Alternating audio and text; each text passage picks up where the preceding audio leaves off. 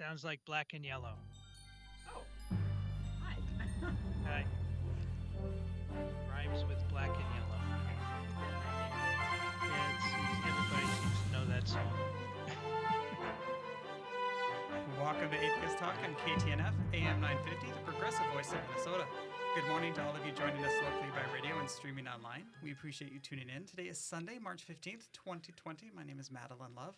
And with me in studio today is Julie Love and Rachel Lenz. This morning we are tackling a topic much on the mind of so many in our community, in our nation, and across the world.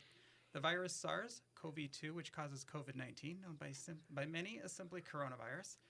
Amidst all the talk, the social media, the conspiracy theories that are constantly being shared and reported on, there is a tremendous need to take a step back and sort fact from fiction. To determine what we know from what we don't know, from what is real and what is just speculation, we have asked Dr. Vincent Racaniello to join us and help us understand the COVID-19 pandemic. Dr. Vincent Racaniello is Higgins Professor of Microbiology and Immunology at Mount Sinai School of Medicine, Columbia University, New York. He's been studying viruses for over 40 years, starting in 1975 when he entered the Ph.D. program of Biomedical Sciences at Mount Sinai School of Medicine in the City University of New York. His thesis research was focused on influenza viruses.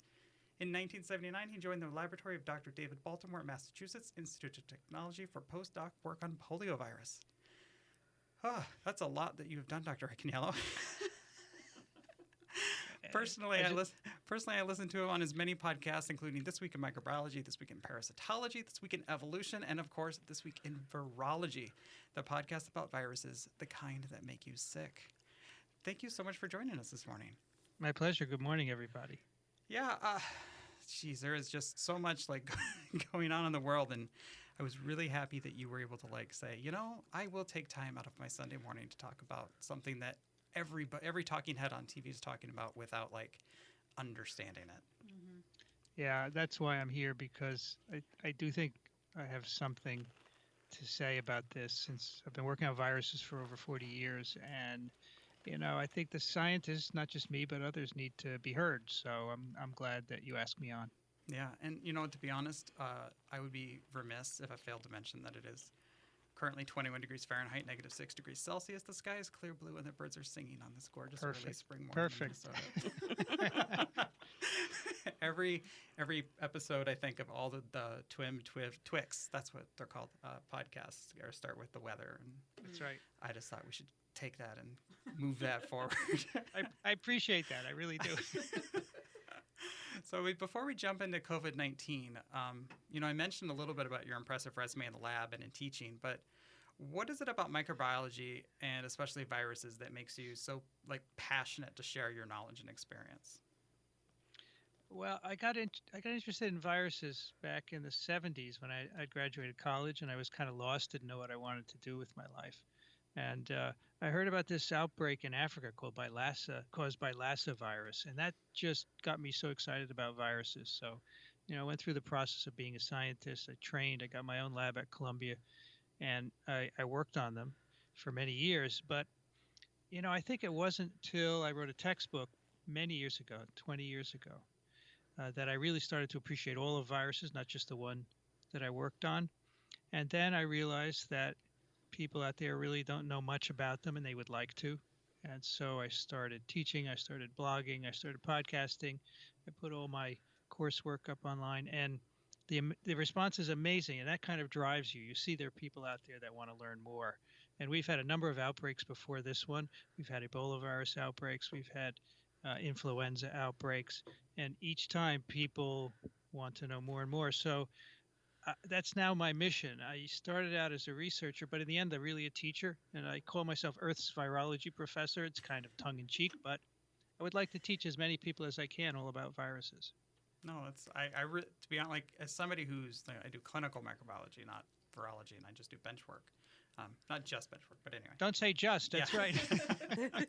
I found it really helpful as I was going back and further my education to go back and listen to things that I don't do direct experience with, but I could fill in gaps in knowledge and then build upon knowledge that I had already learned. And I love how you take all of these concepts and maybe not break them down to just the layperson level, but just above the layperson level to where it's really easy to grasp and understand. And I really appreciate that.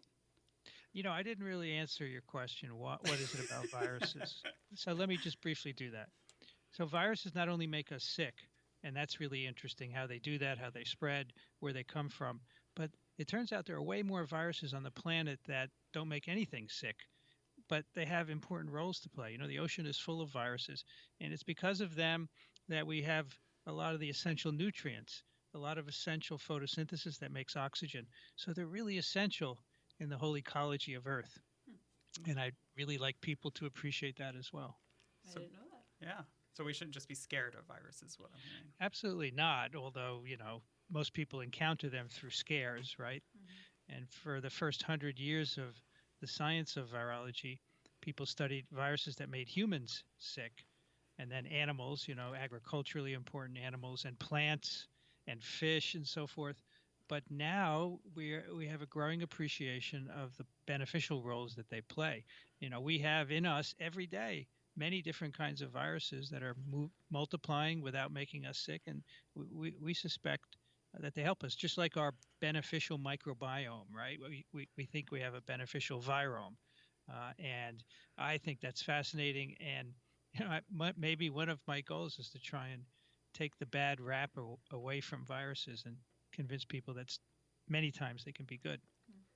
Well, and if I'm understanding correctly, one of the frontiers of antibacterial research is using viruses to attack bacteria. That is yes. And in fact, we are learning how to use viruses therapeutically, not just for bacterial infections, but to cure cancers, to serve to make vaccines for other viruses. So some of the vaccines that are being developed for the SARS-CoV-2 are actually using other viruses as vectors to deliver the proteins. It's really quite remarkable where we are. Actually, this brings up something that my husband Aaron and I just learned about. We learned that there's work going on towards a universal flu vaccine that takes some of those virus proteins to try and help prevent, like do a one shot to prevent all flus in the future. That's absolutely right. Quite a few labs are working on that because influenza is a big deal. A lot of people, by the way, 15 million people in the U.S. have had flu this year. 8,000 have died. Most people don't know that. It's a big deal. And so a universal vaccine you would get maybe once in your lifetime or once every 10 years would be great, not just because it would protect you against any new flu virus that came out, but, getting a shot every year is just not easy for most people or for many people. And so I think that's a big problem with the low uptake of the flu vaccine in this country. So a universal vaccine would be great. Do you know how far along they've come with that? Well, it's hard to really predict, but we're still at least I would say 5 to 10 years off, unfortunately. So there are many different approaches that are being taken, and we're not yet at the point where we can say which one is going to work. So it's going to be some time. But the NIH is putting a lot of money into that. A lot of your taxpayer money is going into that. So they're really doing it as hard as they can. Yeah, that sounds like a good use of my tax dollars. I'm very much on board for that. But it's nice, though, to hear like that little background that, when we hear about viruses, that we shouldn't just automatically have this negative view and this, fearful view either.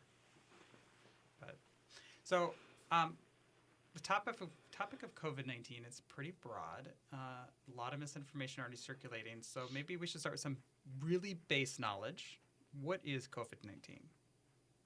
So COVID-19 is actually the disease caused by SARS coronavirus 2 or SARS-CoV-2. COVID stands for coronavirus infectious disease. 19 means 2019. That's when we first discovered it. And it is a respiratory disease caused by SARS-CoV-2, which you acquire by either inhaling respiratory droplets produced by someone else or putting contaminated material into your respiratory tract. And in most people, 83% of people who are infected, it causes a mild disease. But in the other 17%, a number of them can require hospitalization. And that's why we're so concerned about this particular outbreak. So most of us that get it are probably going to be fine. But Absolutely. 17%, that's still a pretty large number of people that I should worry about. Yeah, of course, not all of them will die. And in fact, Right. I would argue that if most of them get the proper hospital care, they will survive. And South Korea has shown that beautifully, where they have many, many cases. And because they've been preparing since January, they can take care of sick people. They're doing a lot of screening and diagnosis. So this is a condition that we are equipped to deal with, especially in the US. We have 95,000 intensive care unit beds available. And so as long as we don't exceed that capacity, we can take care of most of these individuals, except for the sickest ones, and the three main factors that make this infection worse are having high blood pressure, diabetes, and heart disease. And for those patients, a few percent of the total infected, it's challenging, but even in that case, with the proper care, we can take care of them. So I've only got like maybe 35, 40 seconds before I have to go to break. But can you share like what kind of virus is this? If there's different, like I said, I really want to go back to like very basic stuff at first. But how is this virus different from like a flu virus or from a cold virus? Well, we classify different viruses according to what they look like and their genetic information. So flu viruses are a family, as we call them, onto their own. And coronaviruses are a big family of viruses. And they infect almost everything on Earth, every mammal and birds and so forth, and humans. And they are they sort of look like flu from the outside, except they have a distinct appearance, which is why they're called coronaviruses. They have genetic information inside a package which has a membrane around it, and then there's some spikes stuck in the membrane, which are proteins that are very important. So they're in a family of their own. They're all right. Well, I am going to have to unfortunately go to break. Please stay with us through the break. Rachel, Julie, and I will return to Atheist Talk with our special guest, Dr. Vincent Racaniello.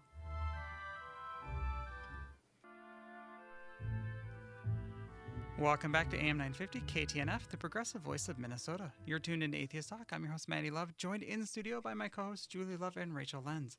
And in just a moment, we'll return to our guest, Dr. Vincent Racaniello, virologist, teacher, and host of This Week in Virology. I know you just finished listening to commercials, but I wanted to give my weekly shout-out to Cucumber's Restaurant in Edina. It's true that Atheist Talk is produced with funding from both Minnesota Atheists and Cucumber's Restaurant in Edina, Minnesota. But it is also true that the buffet at Cucumbers is fantastic, ginormous, and one of my favorite places to grab a bite, whether it's after being on air or just spending an enjoyable meal with my wife. Not large groups of people right now. So please consider visiting our sponsors. And if you do, let them know that you appreciate their support of Atheist Talk. If you'd like to advertise on this program and help keep us on the air, please contact us at radio@mnatheist.org. And now back to Dr. Racaniello. If you'd like to get involved in the conversation, you can call us at 952-946-6205. Email us at radio@mnatheist.org or tweet us at Atheist Talk. Dr. Racaniello, thank you so much for sticking around through the break. I'm afraid your audio is way down. Oh. I don't know what you did there, but I can't hear you. Can you hear us now? Yep, that's good. Oh, fantastic. Well, thanks for sticking around for the break. And I hope this different audio setup than we're used to, so I don't know how far you got into your description of what the COVID-19 virus, I'm sorry, the SARS-CoV-2 virus is before we dropped you. But it's just it's a virus that's similar to flu, but looks a little bit different on the outside. Is that understanding that properly? Let's not say it's. Oh yeah, it's similar to flu. It's in this broad collection of viruses with a particular kind of genome, which we call RNA. Most of us have DNA in us, right? Right. Some viruses are different. So flu and coronaviruses have RNA, but that's where the similarity stops. And maybe they can both cause respiratory infections. But the coronaviruses are a different virus family from influenza viruses. They behave differently, and we shouldn't say they're the same. Many people are saying it's the same thing, but it's absolutely not. That was a very poor choice of words on my end. But I guess though, we've got vaccines to flu, we've got all these other vaccines. Why don't we have a vaccine for COVID-19? And to be honest, I actually know the answer to this question, but I realize it's not simple. SARS-CoV-2 is a brand new virus, which we never saw before. It apparently came from bats or some other animal. And so we're not prepared, although, people have been experimenting with vaccines against MERS coronavirus and the original SARS coronavirus. But to be honest, we weren't ready. Many people forgot about SARS after it went away so quickly in 2003. And I really do think if we had invested more into it, we would be more prepared in terms of not just vaccines but antiviral drugs. And it's because, in part, the SARS went away so quickly, and companies that make these compounds were not interested. So that actually brings up another question for me. I've heard that basically pandemics aren't a matter of if they will happen, but just when they will happen. Can you talk a little bit about the importance of public funding for these sorts of things? So, as the human population has grown and become more mobile, viruses are going to spread in them much easier. And that's a pandemic when we have global infections. And humans have always been infected since the beginning of the species, right? But we had smaller numbers, and they were isolated in small communities, so these infections didn't spread as much. But now they do, and so this is going to be a fact of life for as long as we're here on this planet. And we need to have public research. However, between pandemics, there's very short memory, and in the U.S., the NIH is the main supporter of biomedical research, and they depend on Congress to get their funding. It's very difficult to get funding for things that are not currently an issue. And so, all of you out there, if you're concerned about this outbreak, write your senator or congressman and say, please support basic research on pandemic viruses, preparedness, because we had a pandemic community in place in the last administration. It was disbanded. We had some research going on in a program called Predict to find viruses out there that might be potential threats, and that was all canceled because people want to save money and use it for other things. But I would argue that a virus that can do what it's doing today is just a threat, as much a threat as a foreign nation who wants to attack us militarily. So we should always be investing in research on these potential pathogens, not just viruses, but bacteria as well. Yeah, there's a lot of head nodding going on in this room right now. Thinking of the national security, it reminds me of something that it saddens and frustrates me as I've had these conversations with people, even people with strong science backgrounds, is that somehow this is a conspiracy. For it's an artificially created virus. There's a secret vaccine that'll be given out surprise later to help somebody. What do you think is the best way to counteract the conspiracy and the misinformation narratives that surround this pandemic? Yeah, this is something that I've seen continuously in this outbreak from the beginning, and I think it comes from a misunderstanding because, no one has created a brand new pathogen. No one has ever done that. People may have tried for bioterror processes, but bioterrorism is difficult because viruses and bacteria are unpredictable. There are far better ways to incite terror in a population, as everyone knows. And so, but yet every time a new virus emerges, and I think part of it is that all of a sudden it's here and people think, that had to be made by humans because it couldn't appear just like that. But in fact, that's how nature works. Evolution occurs very slowly, and this virus has probably been incubating in animals for many years. It could be years or months or thousands of years. We just don't know. And it's not made by humans. We couldn't do this. And in fact, I have looked at this virus sequence very carefully, as have many other virologists. And there's so many surprises there. It couldn't have been made by a person because no one would know to do the things that are in this new virus. And so I think accidents can happen, but typically scientists are very careful and they don't do things that could lead to the production of a new pathogen. And in the US, in fact, if you want to do any experiments that remotely would come close to making something new, or I would say making a derivative of something we already know, because making something new is just impossible. You're very highly regulated. So I think people should, my default is always to trust people. I think people should trust scientists until they know otherwise. No, I remember we had the same kind of conspiracy thinking back with the H1N1 epidemic. Or I don't know if that was a pandemic where the correct. Yeah, it was a term. pandemic, right? Yeah. And hearing some of that as well, and then it all just died away rather quickly, and then of course we forgot about pandemics happening. Well, what happened there is we knew we could figure out where that virus came from. It's a combination of influenza viruses in various different animals. We could piece it all together. And the same way here, people are starting to piece together the origin of SARS-CoV-2. Eventually, we'll find out. It was very clear. It's very similar to a virus that's been circulating in bats for some time. So there's no need to invoke human participation in this. So it sounds like, and I've just got a few seconds left for the break, but it sounds like education is the best way to combat the fear. Totally. That's why I do all this work. Absolutely. Thank you for that. Yes, thank you. All right, well, we'll return to our guest, Dr. Racaniello, after this short commercial break.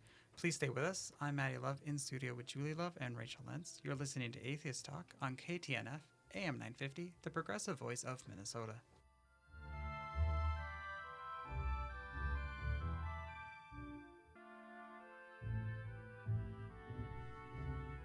Thank you for tuning in to Atheist Talk on AM 950 KTNF. I'm your host, Maddie Love, in studio with Julie Love and Rachel Lentz. Dr. Vincent Racaniello is our guest, and he hosts This Week in Virology. If you'd like to chat with us this morning, call us at 952-946-6205, email us at radio@mnatheist.org, or tweet us at Atheist Talk. I also want to thank our group of dedicated volunteers and the generous donations of you, our listeners, who help keep Atheist Talk on the air and in podcast. This week, we'd like to thank special donor of the week, Mike. If you're able to help with a donation, please consider doing so at our Radio Fund page or our Patreon, where you can get extended interviews at patreon.com/atheisttalk. Minnesota Atheist is a 501c3 tax-deductible organization. We couldn't do this show without you, and we deeply appreciate your support. Music for Atheist Talk is by composer and member Brent Michael David and is used with permission. Please note, all opinions are of guests and hosts only and do not necessarily reflect the Minnesota Atheist Organization. However, science is still real. All right, mischief managed. Let's get back to Dr. Racaniello and COVID-19. So during the break, we actually got a call, and I'm wondering if you'd be okay with taking a call. You bet. All right, Patrick, whenever you're ready. Oh, he's actually not on the air with us. He just wanted to pass along. He asked. He had a message. He wanted to know, how do bats pick up these viruses and be able to eventually transmit them to humans through perhaps another means? I think perhaps this was through some tainted meat, I believe, was one possible explanation. But he wanted to know how bats end up as carriers of these diseases. Were you able to hear that, Dr. Racaniello? No, not at all. I'm sorry. Oh, I'm sorry. Okay, so the caller was curious, like, how do the bats get these viruses and these diseases that are able to transmit over to humans? Like, and is that from like tainted meat or from something else? No, bats actually have more viruses than any other species on Earth. And so they're infected with many, many different viruses, but they're fine. They can handle it. And why they are able to have so many infections is a question people are studying, because they'd like to know what bats are doing. Yeah. Right?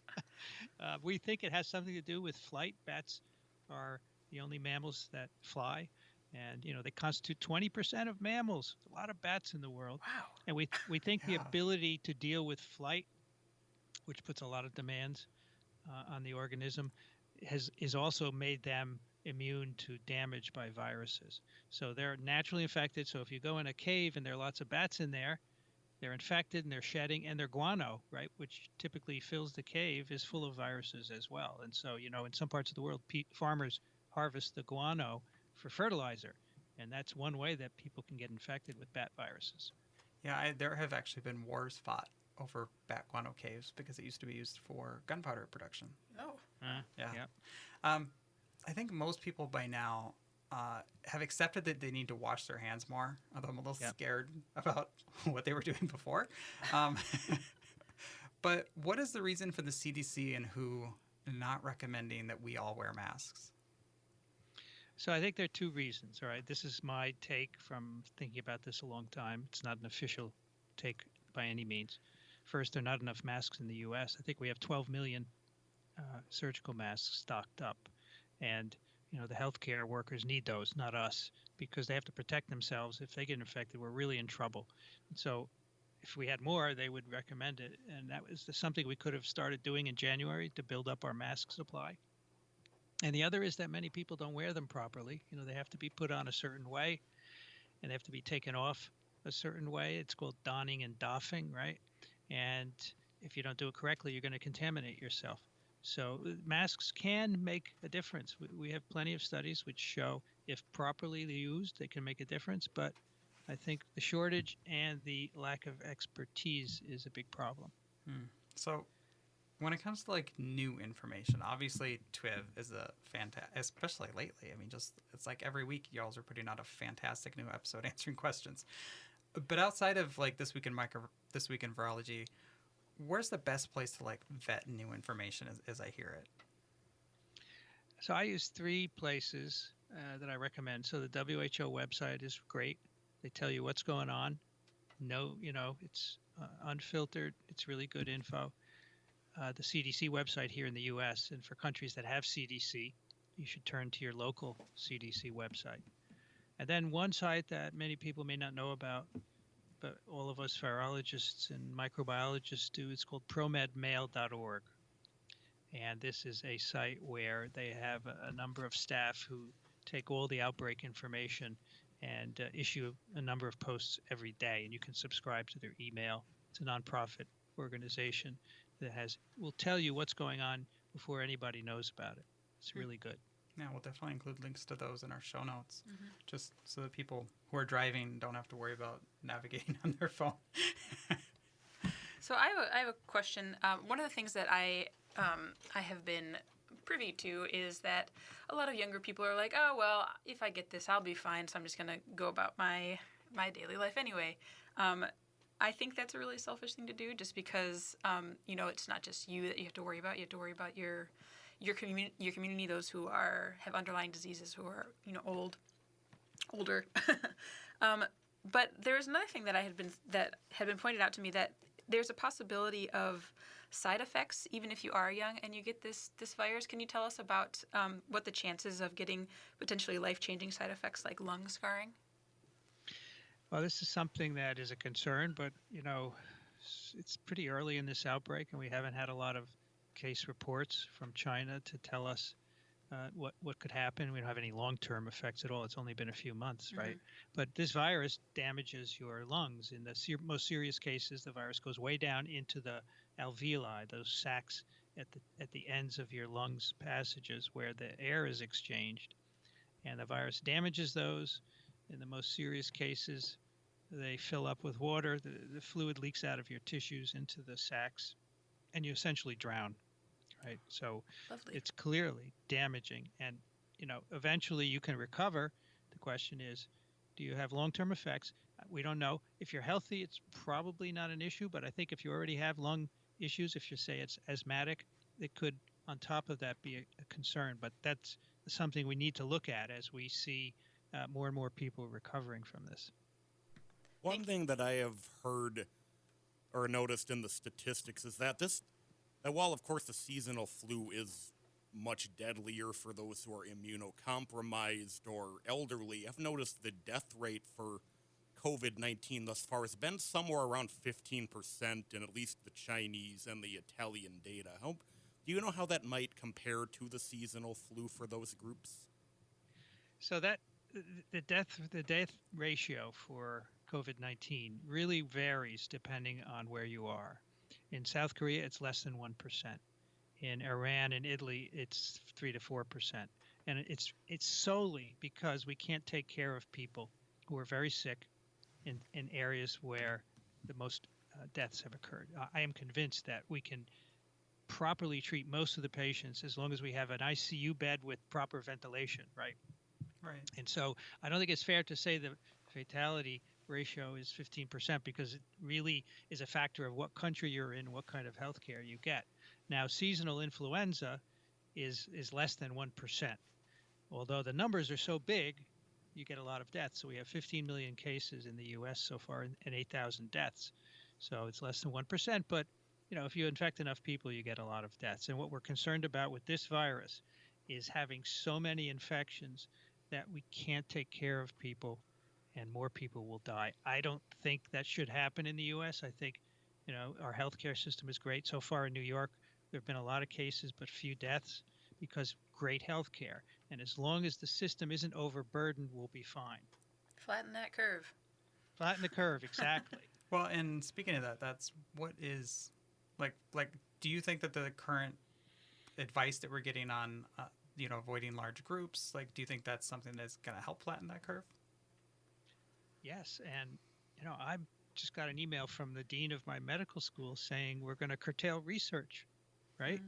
I mean, and I'll do whatever they tell me to do, but I think all of this cancellation of meetings, no big groups of people, yes, we have to do that, and it's going to cut down the transmission, and it'll extend the outbreak a bit, right? Because we're not going to get rid of the virus by doing that. There are going to be some people who have to be out and about. They're essential personnel, and they're going to still be transmitting. But it will flatten the curve, which means fewer numbers, so we don't overburden the healthcare system. And then, presumably, we get into the summer months, and that will slow down the transmission as well. And we can learn from the China lesson. They had a huge outbreak starting in January, and now, at least where they're looking, there are fewer cases. So they were able to do it. And so we can do it as well. Yeah, I heard a great analogy about using, like, for flattening the curve about water. Like, it's easy to drink a gallon of water over, like, a day or 2 days. But trying to drink a gallon of water in 5 seconds is very difficult. And it's the same with the healthcare. We can take care of all these patients if they come in over a period of time. But when they're all dumped on the system at once, that's where the problem is. So I have another question here.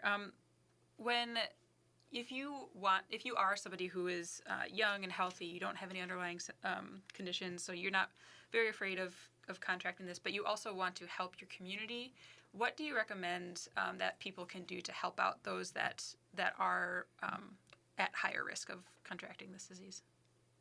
Stay away from them. To stay away from them?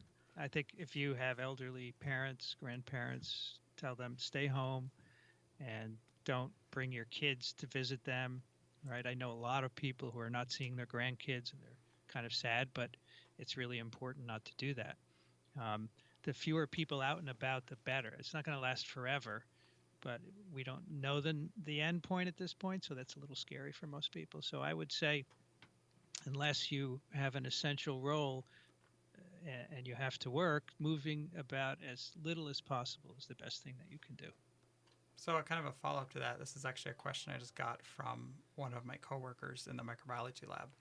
It's a question from David, who is asking, do you believe that the widespread travel bans, like the one recently enacted between mainland Europe and the United States, are advisable to slow the spike in new cases of COVID-19 and to help allocate more resources towards the eventual treatment of all? Yeah, I do. Even though, we have plenty of transmission chains here in the U.S. already, you could argue that it's kind of late to ban, but there's a lot of activity in Europe still, and we don't want to keep seeding new outbreaks. So I think that is a good idea for the moment. It's not forever, but I do think, and I heard Dr. Fauci last night say the same thing. He thinks it's a good ban, and what is good for Anthony Fauci is good for all of us. Well, and I've only got a few seconds again before our break, but just coming from somebody of my political persuasion, it's sometimes easy to demonize everything that's said or done by an administration, and sometimes look past your bias. It's hard to sometimes look past your bias and then judge that information for what it's worth. And I think that's an important thing that we should all do. But that's my 2 cents. All right, so we have just a few seconds before break. Well, actually, never mind. I'm sorry. We have to go to break. So we'll return to our guest, Dr. Vincent Racaniello, and the topic of COVID-19 right after this short commercial break. I'm Maddie Love in studio with Julie Love and Rachel Lenz. You're listening to Atheist Talk on KTNF, AM 950, the progressive voice of Minnesota.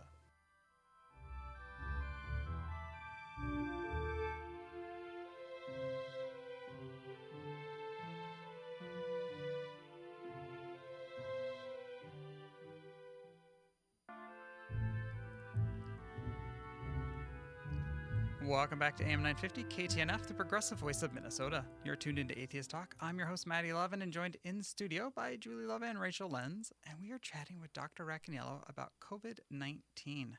Thanks for sticking around through another break for us. Oh, pleasure. Oh, good. I was like, did we lose you? I'm here. So this is our last segment, which, to be honest, is really, really sad. I agree. You can have me back Oh, We will. yeah, I anytime. I'm at your service. Oh, Okay, that's well, because I would love to do an episode where we actually are just focusing on the importance of science communication, because Sure. that ties into so many things like this. Mhm. Like, I don't think we would have to do an episode where we just focused on COVID-19 if we had a better nationwide understanding of science and had, Yes. like, if science communication was just a better thing that was pervasive. But that's my opinion. Actually, speaking of communicating science, I listened to something where our governor actually in Minnesota declared a state of emergency right before President Trump declared a national state of emergency. And one of the things that they mentioned was that they weren't closing schools because the transmission rate of children was a lot lower than in other age groups. Can you tell us more about that? I've heard that used by a couple of states as reason for not closing schools, and I just think it's a misconception. There's no evidence that kids are transmitting any less than anybody else. Kids are healthy. Now, it's interesting that, especially kids less than 9 years old, they're not getting very sick, but they're certainly getting infected, and I think they're shedding a lot of virus, so they can transmit, and that's why I think we should close schools, because they're going to transmit among themselves at school and then bring it home to parents or grandparents, and that's the problem we want to avoid. So right now, I think schools should be closed. How long that happens, I don't know, but definitely that would make a big impact. In New York City alone, 600,000 kids in schools, and they haven't yet closed them, and I think that's a big problem. I'm thinking especially of like multi-generational families. Mm-hmm. Yes. But yeah. I was just reading on NPR just this morning about a Japanese tour bus driver, guided tour, whatever. But she had just tested positive for COVID-19 a second time. She had been positive in late January, had showed signs of apparent recovery, and now this week tested positive again. And I was wondering how normal that is for a virus to reinfect, or is this maybe that the virus never really just left her body and just like re-flared up? Yeah, we're hearing more reports of that, and I'm afraid, these kind of anecdotal reports are not very helpful, especially for something like this.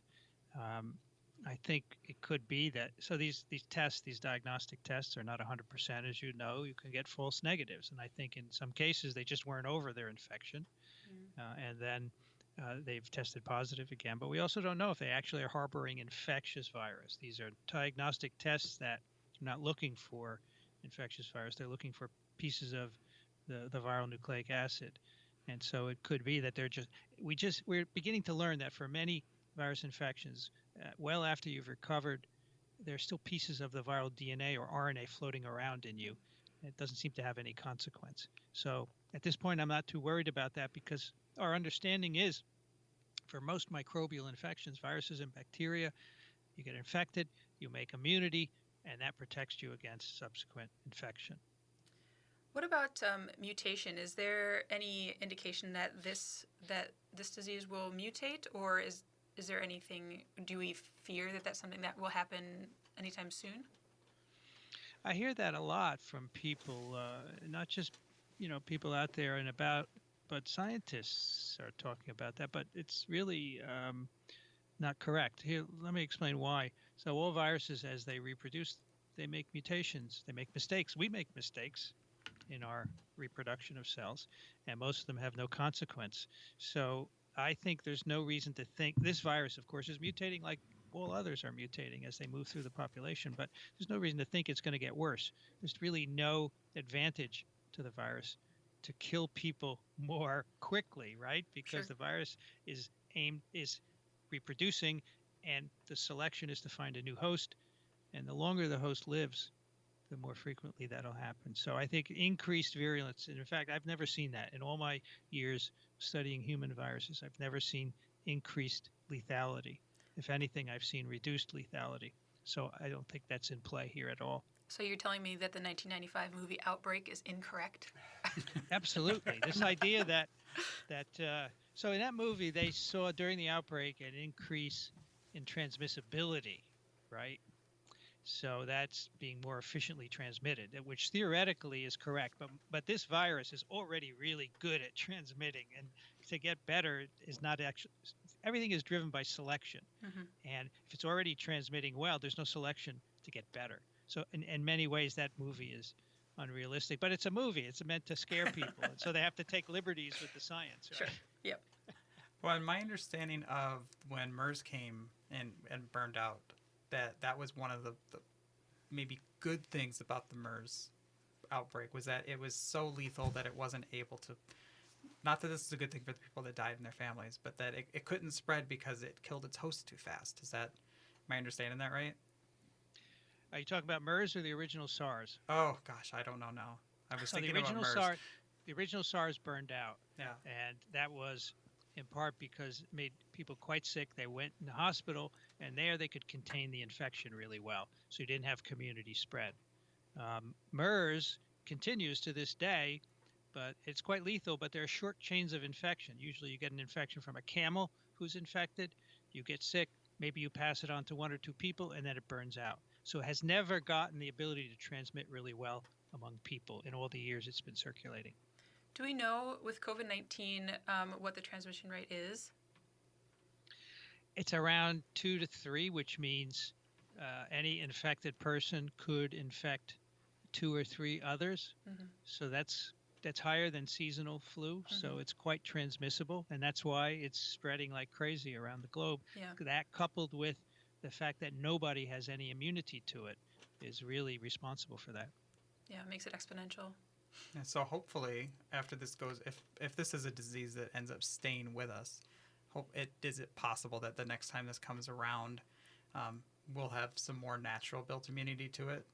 Is that a possibility? I think this will be with us. This is becoming a human virus because I don't think we'll be able to get rid of it from there's always going to be someone infected.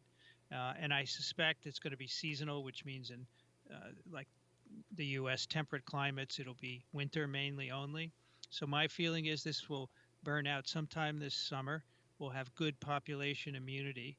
And then if we have another outbreak, say in December, that'll help with the population immunity will help. And then perhaps sometime next year, we'll have some vaccines available that'll further help us. Oh, that would be fantastic. Well, we are actually at the end of our hour. Thank you so much for joining us. Thank you, It's been a pleasure. Thank you so much for having me. All right. Well, thank you for tuning into Atheist Talk. We'd love for you to join us again next Sunday. I'll be chatting with a good friend and atheist podcaster, Rob Ray, about the 2 years he just spent living and working in Antarctica. All episodes of Atheist Talk are available wherever quality podcasts are found. I'm proud to be on the air with Minnesota Atheists, and I hope you've enjoyed the show. The show depends on the generous support of our members, our sponsors, and donors. Please consider donating to and supporting the show through the donation link at mnatheist.org. This has been Atheist Talk on AM 950 KTNF, the progressive voice of Minnesota.